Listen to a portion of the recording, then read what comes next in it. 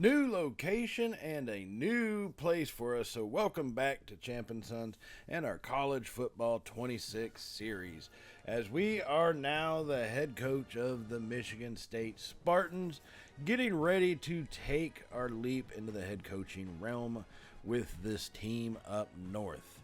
So, it should be a pretty interesting kind of pathway for us as a head coach to see what we can do. They were 3-9 last season, and we need to do a lot really to kind of turn this program around at least. But first things first, it's going to start with us and actually being able to upgrade our coach, actually being able to take advantage of some of these coaching points that we got available to us. You know what I mean? So that's what we're going to do first is kind of get some of that stuff handled. Taking a look at where we want to go, because we have a lot of different routes, right? And I know being the recruiter, I don't want to go straight to motivator, one that just seems a little bit overdone, as I said before. But scheme guru, I do really like. I think with the scheme guru, with getting the power boost and all that to the players, I think, maybe right now we're not able to get the best, but we can have them playing better than what they technically are. And so that I like. I guess I like the sound of that in a sense, but it's going to be interesting to see if it really shapes out that way. So now taking a look here, we have got a lot of different things happening. Look at all the players leaving, all of these guys heading out, and we only have 6 persuasion chances. Going to start out with Chris Glass, and he decides to stay our junior guard, thankfully. Have a little bit of leadership on that offensive line. But look at everybody else. They're low or extremely low. So it's one of those, man, how do you pick? I just kind of go with some of the highest rated guys that we have. And, first of all, surprisingly, Marshall does decide to stick around. I do think in a real-life situation, having a coordinator that's coming off 2 playoff berths and a national championship in the previous season probably could get some of these guys to actually stick around to do something. But I do think a lot of them still would transfer, so there's a point to be made there with all these guys going. So now 3 more persuasion chances. All right, we started out with 6. We're 3 for 3 in people staying, and we failed on that one. Piwerzik. Looking at him as a Sam linebacker. He's a redshirt sophomore. But, some of these times you got to choose between a low and extremely low. And it's the same result in the end for the most part. So West, he's gone, freshman corner. Let's see. So this is going to be hard. I don't know too much about the team, but, hey, we got the linebacker to stay. All right. We got him to stay, so we do end up hitting 4 guys out of the 6 we try to persuade do stay, so that's a positive thing for us. But still, this team is so new to us that even just looking at a depth chart and stuff like that, it's going to take a while to really understand what this team is about, right? And now, another little hard part with regards to recruiting is we only have 900 hours for recruiting. Now, thankfully, a lot of these guys have already locked us out for the most part, and coming off 3-9, I know we can't get a 4-star would be an incredible stretch, right? So 3 stars probably really going to be our max that we could get, and it's just going to be one of these, man. We have 26 targets right now, but I need targets that I actually want to come to our school. That's going to be the biggest thing is who can we get that actually wants to come to our school. And really, if you look, so let's go down the rating segment of these transfers. Look at all these guys. None of these guys want to come to our school. None of them did. Eli Kaufman, he does. He's a 3-star. I'll take him.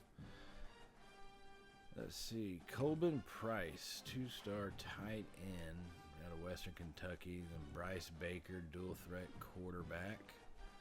Now, he's actually got potential. I think 3-star dual threat quarterback. We can do a lot with that kid. We do add Eli Kaufman on. to our board. So we are adding some transfers, knowing that, like I said, we only have 900 hours. So I want to try to get guys that I want to get. Ricky Barnhart is going to be a 4-star. He does want to come to our school, and I think probably for something like playing time. Zach Amel is Cal or Michigan State. Yeah, I mean, yeah, it's tough deciding to go after these 4-stars. It really kind of is, but I think we can. And apparently, I guess Amel was previously on our board and offered a scholarship by us, so we just added him right back into it. And we are number 2. We are second, so this kid does look like he has potential for playing time. And one thing I do like right now is that because Michigan State was recruiting him before I got here, he's got all of his check marks. Now, the downside is 2 of them, pro potential and playing style, are both rated in the Ds, and that sucks. But it's one of those you're going to take what you can get kind of situations, right? It's kind of what you have to do. So here's Doug Gay.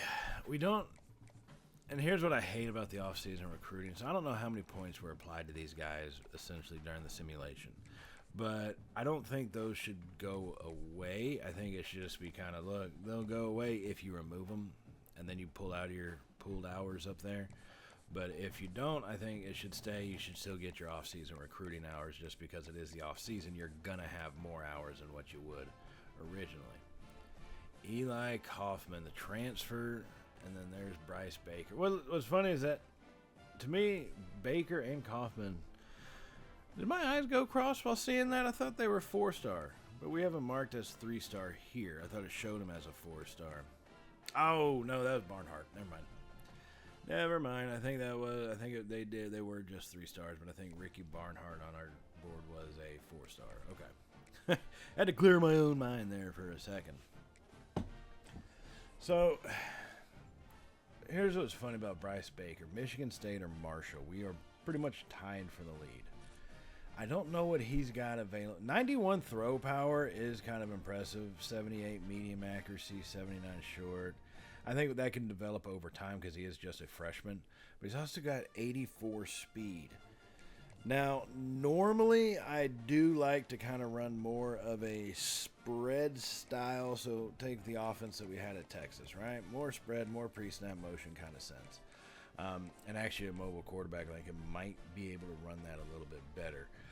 But at the same time, I understand the value of more of a pro style. Get a guy under center a little bit more often, kind of hammer the rock down some teams' throats, that kind of situation. So I can understand that. But it's just going to be one of those, man, which one do we kind of go with in this situation? But we're going to have to see how it shapes out. Once again, I've never seen these guys play. I don't know what they've got available, what they've got in the tank, you know what I mean? I really don't. So Darren Sapp, another 3-star edge rusher. And yeah, see, so ML's a 4-star. Peters, Lodeholt's a 3-star. God, and I hate only having 900 hours. That just feels like it cuts you off at the legs, at least when you're used to going from, at Texas, what was it, like 1,200 hours it seemed like, maybe 1,000. At least that's what it felt like. But yeah, no, it's a major difference with how many recruits did not commit completely over and how many recruits we have to get to commit. And really, so I do try to go with the strategy of look at what the player influence is. So if contact friends and family provides me with 4, and I don't have the availability for a send the house, then yeah, obviously go with what gives you the most. I think people have tested it that yes, send the house is what really does it.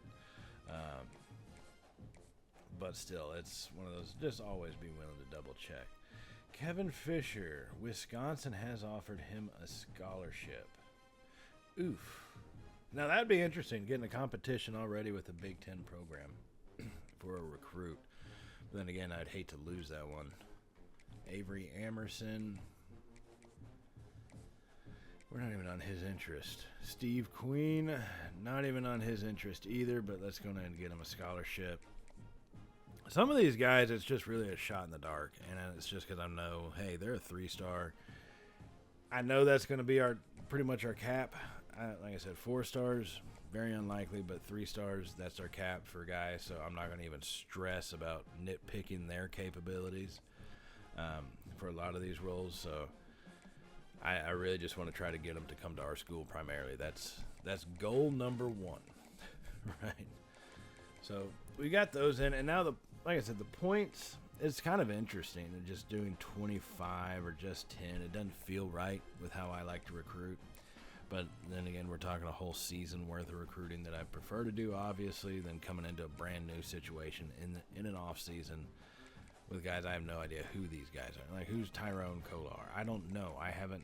We haven't scouted them. I'm just going kind of blindly based off star rating, and that's how we're gonna make it work. You know, that's how we're gonna do this. We're gonna make it work just like that.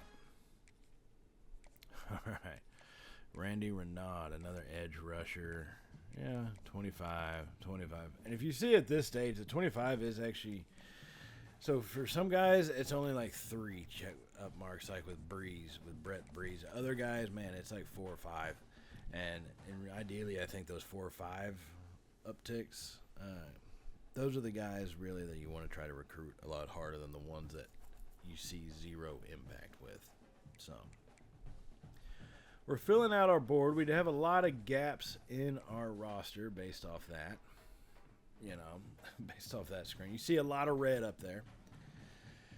And coming into advancing the weeks, you can see there's just still not a whole lot of space to be made. Not a whole lot of space to be made. But, hey, that's just how it works. All right, so now we're going to go ahead. Nothing changed from week 1 to week 2, so here's week 3. And this is really where we have to try to make a push to get these guys, right? So we're talking top 3 on a lot of them. Some guys have already dropped off, so we've taken any points they had off, and we're still building up hours almost on a weekly basis to continue to get guys pulled in. So once we can, y'all know I prefer to go with the hard sell as soon as I can, really. Sometimes I have to guess at it. I don't like to guess with it, but it's just kind of one of those it is what it is situations. And that's why we have 145 hours left. Yeah, let's go ahead, Mr. Loadholt, and change you up some. Now, I'm going to try something different, and I like to try different things as we go through the recruiting. This one I kept contact friends and family, went with the soft sell, right? Maybe I'm just trying to see. I don't even know if I could really judge the impact that the 2 of those have, because it's not one of those things I just keep an eye on constantly. But I don't know. I want to think that they put those little green arrows in there for a purpose, and they serve a purpose other than just a shiny object to distract my eyes. So I do want to try to change some things around and mix some stuff up maybe. Other times, if I really need a player or I really want to grab him in, like Hart playing time is a C-. How is that a C- for a 3-star speedster receiver? Who else do we ain't got nobody else. That kid's gonna play. Why is it just C-? Or maybe he won't play. Maybe he sucks. I don't know. I haven't figured that one out yet. Never played with the kid. And really, I think it's going to be an interesting time taking some of these players and trying to play with the offense that we have and trying to figure out how we want to adjust our offense. Where do we want to go with it? What do we want to do? What kind of steps forward do we want to take? How can we do it without tripping over our own damn feet? But that's just kind of one of those, take it as it goes situations, right? So Ian Zakelj, running back. Once again, I haven't scouted him at all, but I don't know. He's a 3-star halfback. I'm fairly certain, east-west playmaker, so he's probably got some speed. 5'8", 194 pounds at 5'8". The kid is going to be a load to try to bring down. I'll give him that. So we're going ahead and get some points adjusted for him. And now we're starting to fill out this board a little bit better, right? So 26 out of 35 targets. Everybody's got some level of points on him. Bryce Baker, you just don't want to commit? Is that what's your problem, buddy? I mean, all right, so we are first. I'll give him credit. He's kind of turning the table. We are first. Now, Eli Kaufman, the 3-star, same thing here. I thought about going with hard sell, but I just didn't have enough on it. Like enough of the check mark, so didn't do it. Kept it at it's in the house. Still 50 points either way. Hopefully we can go in and grab him and we don't have to worry about it if he'll just commit over to us. We do have some commits. Doug Gay, quarterback out of Tampa, Florida. Bryce Baker, quarterback out of Kernersville, North Carolina.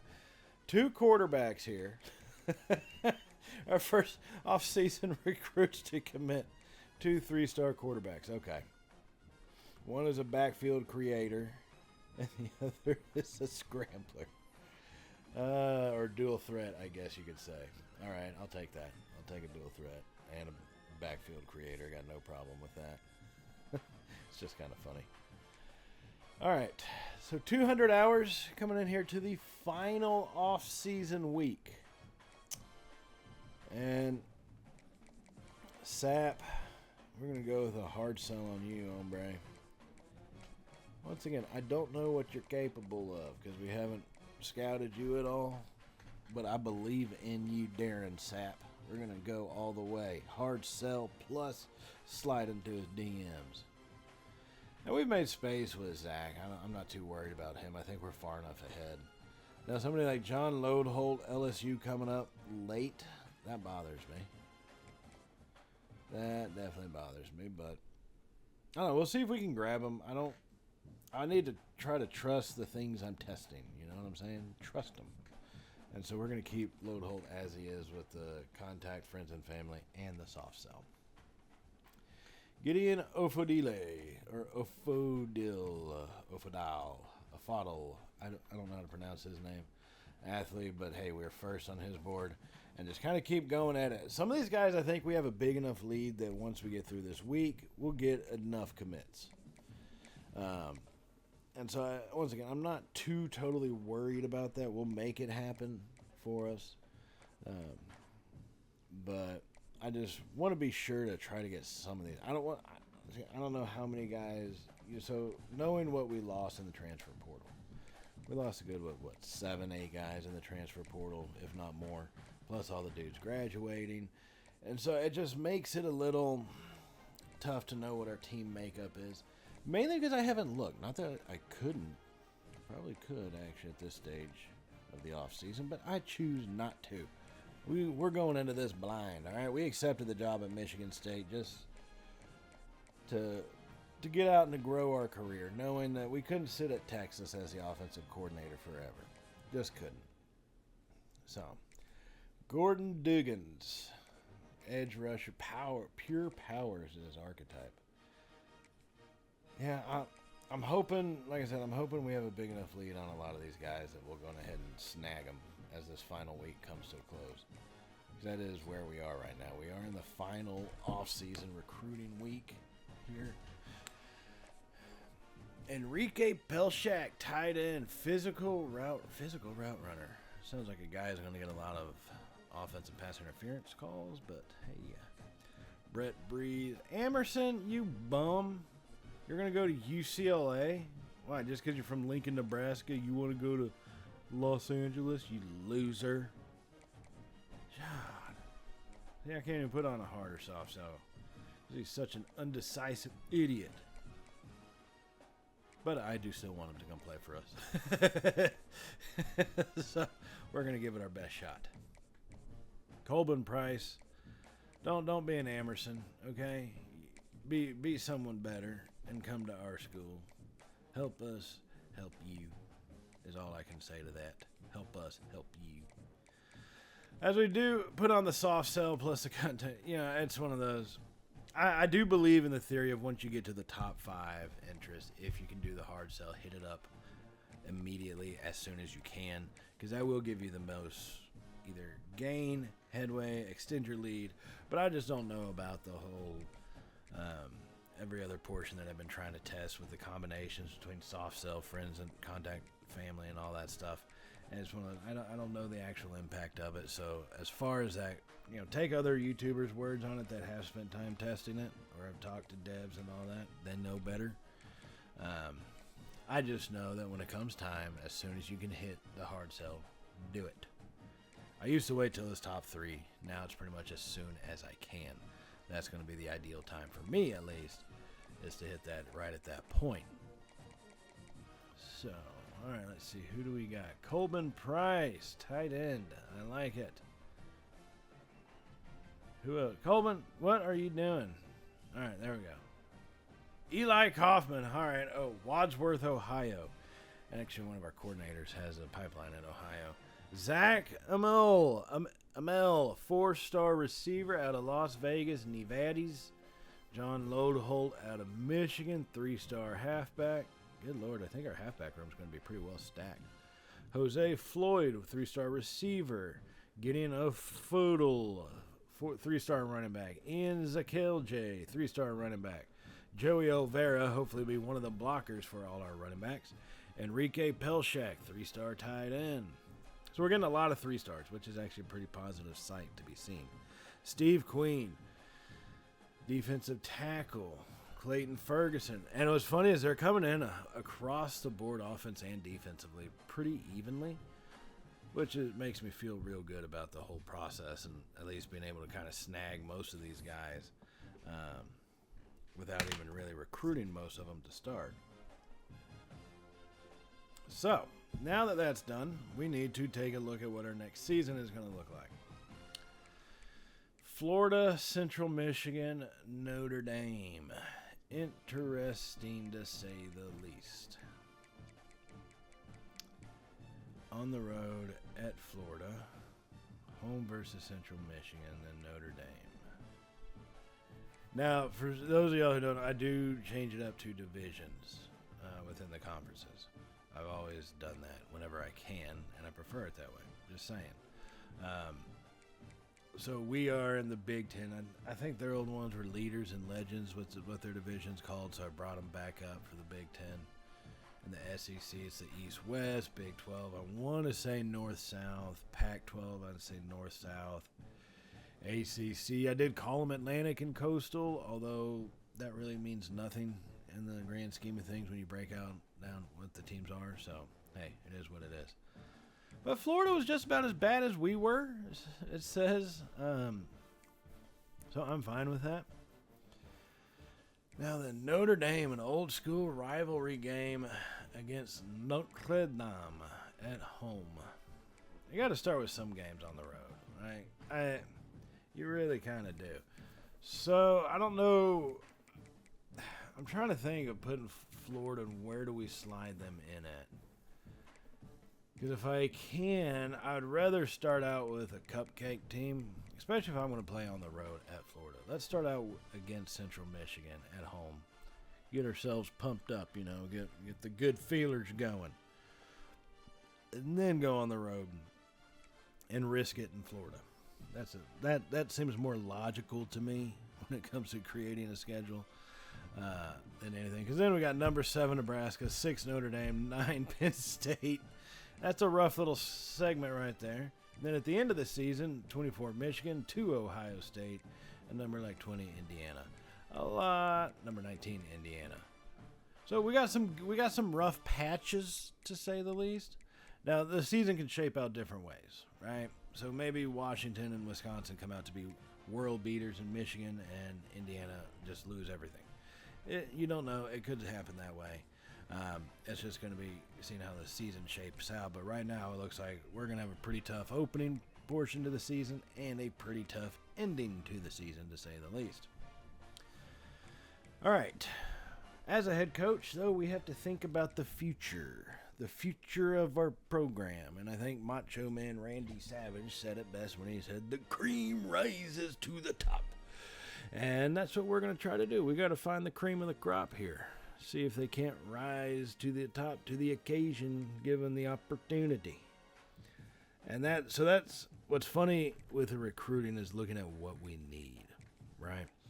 And in reality, I may not need a tight end, but if I have 2 tight ends transfer out after this season, I'm screwed. I'm going to have to keep a watch on that kind of stuff. You know, it's going to be interesting to see how this stuff really does shape out. Now, what's funny is we only have 750 hours here to start, but it doesn't really make a whole lot of sense. I guess 35 times 3, 35, 70, or 35 times, was it 5, I guess? Yeah. I don't know. It's weird because to start out at this phase, we're not able to actually do recruiting. We can offer the scholarship and we can scout them, but that's it. I mean, I guess the hours are there because of the scouting. I imagine we'd still be able to do recruitment stuff. They should just limit it to contact through mail or some shit like that, or slide into the DMs, however they choose to do it. But this is how it's set up. And you know what? I'll accept it. I don't care. And all that. It's not that big of a deal. In the grand scheme of things, you know, it just isn't. Moses Dole, our number 1 recruit, not dull at all. 86 strength. Ooh, for a kid coming in as a freshman edge rusher, I'll take it. Ricky McCullough, he's going to get a scholarship. Head scholarship. Gabriel Towns. Stephen Brantley, 5-star. Maybe we can actually get our first 5-star here at Michigan State, only in our first true season of recruiting here at this school. But like I said, I'm going through offering the scholarships right now. I'm not sitting here waiting. Sean Yates, I'm not going to sit here and wait. Let me just go ahead and do some scouting. No, these guys are probably better than what we actually deserve to get. So, you know what? You're getting a scholarship. Thad Lemon, Antonio Wiggins, scholarship for you. Gabe Nicholson, scholarship. George Bias, scholarship. Boom. Because in all reality, Dole was going to get a scholarship no matter what. I just kind of wanted to check it out to see what he had available. Ricky McCullough. Now you got your scholarship. You got your 85 strength, 79 tackle. Although finesse moves, 54 is a little low. 78 for power moves. He's got potential, though. Coming in as a freshman, he might not play year 1, but he's definitely got potential. Now then, Doug Head. Doug the Head, they say. He is going to be one of our first 4-star gym recruits. Hopefully we can get some more of them along the way. Stephon Brantley, 5-star, 83 speed. I kind of like that coming off what probably is going to end up being a tight end as the pure possession archetype. Well, it could be a receiver, but at 6'5", 243, that's definitely tight end makeup. Jamarcus Uzoma, let's see if we can't get him brought in a little bit. 4-star, 80 speed, 87 acceleration. I like having some speed in as a linebacker, and I think with the way our defensive backs are, the more speed back there to assist with some form of pass coverage, or at least covering the field, will just be that much better for us. Isaac Rooks, 81 speed, 89 acceleration, 85 hit power, and 77 pursuit. I like that. See, these are the linebackers I've been looking for, these guys right here. Now it's just one of those, man, got to bring them in. That's going to be the key in this situation, is we've got to be able to get them in. Sean Yates, gem of an edge rusher, pure power guy. Downside is we're 3rd on his interest, so I prefer to be a little bit higher up. But hey, you know what? It is what it is. Oscar Goodwin, gem of a right tackle for a 3-star, which is pretty nice to see. Thad Lemon coming in, 80 short route, 89 speed as a wide receiver. Gem of a wide receiver, really, 89 speed. His catching's pretty good, but outside of that, I'm surprised he's a gym guy. Antonio Wiggins. You know, we've got a lot of talent, and I think Wiggins is more the speed that I'm looking for because he's starting out at 90, which means it's only going to be able to get faster, I think, from here, especially being a 4-star. So those kind of guys are the ones that I think definitely in the wide receiver round we could really look for. George Bias, 5-star. I don't see us snagging him in the end. I'm keeping my fingers crossed, but you never know. You never do know. All right. So that was the initial recruiting phase. So now this is essentially after week 1, or coming into week 1, where we have a bye week. since we're not playing what counts as week 0, I guess, officially. The way college football is done is kind of weird. Week 0, week 1, it is what it is. But here to start, before our opening game of the season, the week before, we can actually add points onto these recruits. Now, 16 recruits that we got to spread out 600 points on. This is where things get kind of difficult, right? Especially because I don't want to give up on some of these talented guys immediately.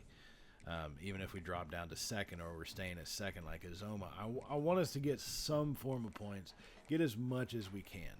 And I think if those upticks, if those little green arrow triangle things mean anything, contacting friends and family and then DM the player gives you 6 of them. Well, if that's a combined total 6 and send the house is 5, it should do more. In an ideal world, 6 is greater than 5. It should do more, but I don't know. Well, we're going to have to see how that stuff shapes out. But really, right now, this is going to be the hardest part at the very beginning. As the season goes, I think we're going to start to see recruits take shape. Guys are definitely going to lose a lot more interest into us, and we're going to have to drop some guys off. And that's just kind of the way it goes for recruiting as we do go along the way. Antonio Wiggins, he's going to hit up the same, about 35 points. And really, doing about 35 to 40 between each guy was the mark to hit. Allows us to get some points on pretty much just about everybody out here. And then that's a pretty tough. George Bias, I mean, we're still so far down below. Everybody else wants him, but, we'll see what we can do. So, it is what it is. Now, next episode, we are going to start the new season, our new time frame here at Michigan State. New beginnings happening. And we'll follow ourselves a little bit closer on offense and defensive side, check out recruiting, and really kind of get our career as a head coach underway. All of it in the next episode. So stay tuned for that. Hit the subscribe button if you ain't hit it already, guys. And I'm going to see y'all in the next episode. So as always, stay safe. And, well, y'all know how it goes from here, right? Later, y'all.